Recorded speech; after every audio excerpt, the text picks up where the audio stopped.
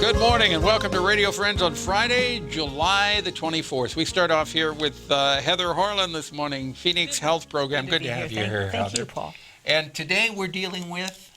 We're dealing with new interventions that help people in treatment. Okay, which are, well, I'm going to be talking about it, and actually I think your viewers and your listeners are going to want to get a piece of paper to write some of this down because they're going to want to research this. All right, so if you want to wait just a minute, go grab a piece of paper. They can get it while we're talking. And a pencil, and you might want to write this down. Yeah, well, as many of your viewers and listeners know, Phoenix Health Programs is our mission is to improve the health and well-being of people who have been impacted by drug and alcohol abuse.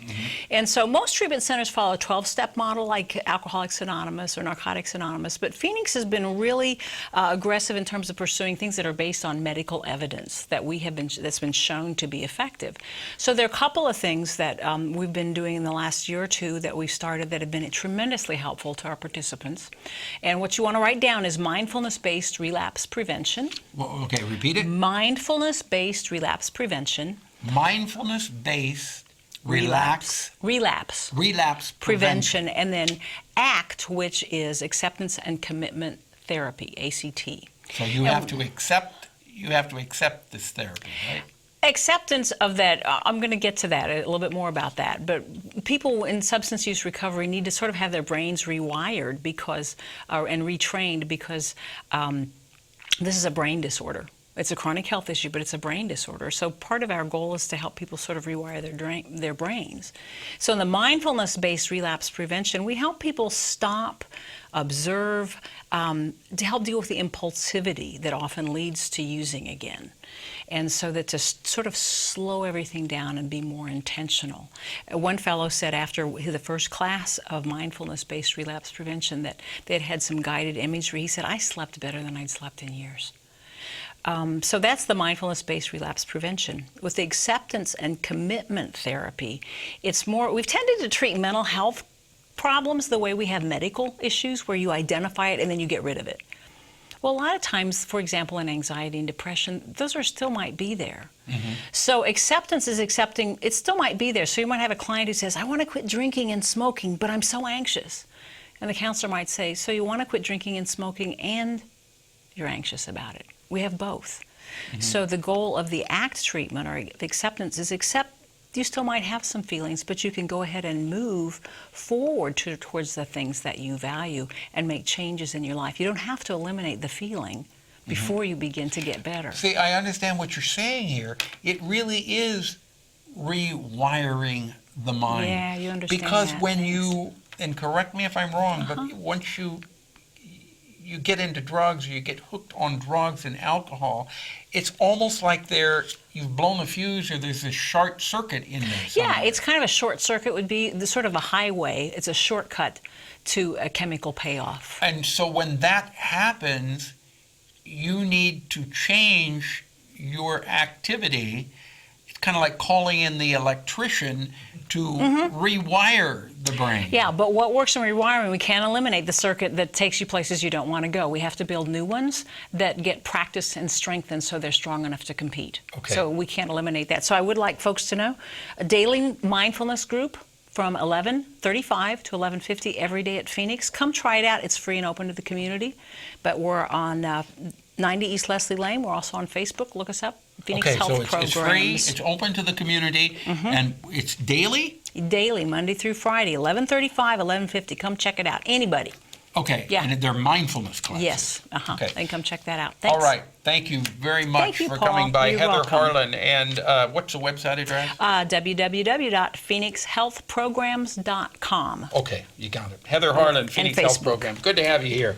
Now we turn to Michelle Woodson, who is with us from the Wardrobe. And the Wardrobe has been a part of our community for how many years? Over 45 years. Yeah. That's a long time. It is. Done a lot of good work here. Yes. For people who may not be familiar with what the Wardrobe is, tell us. Give us a quick synopsis. Okay.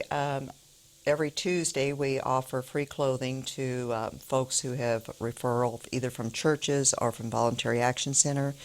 And they can come in to the Wardrobe between 11 and 4 and get clothing.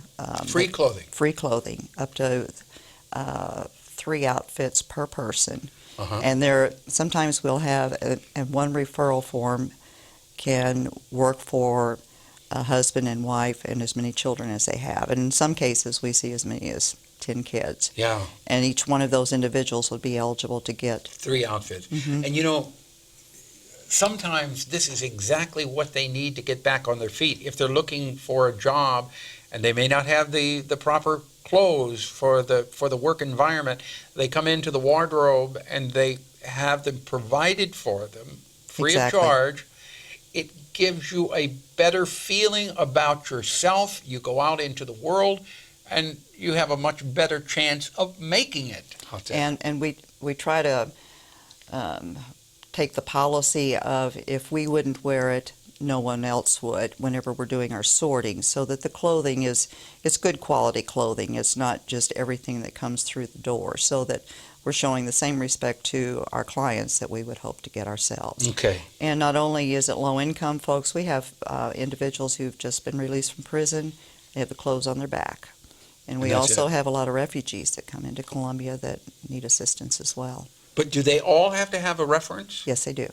So Yes. if someone's been released from prison, they need to have a reference to come in on Tuesday. Exactly. Or refugees, they have to be referred to you by a church or an organization. Our Voluntary Action Okay. Center, sure. Now, one reason you're here today, you want to talk about these shoe coupons that you're giving away. I do.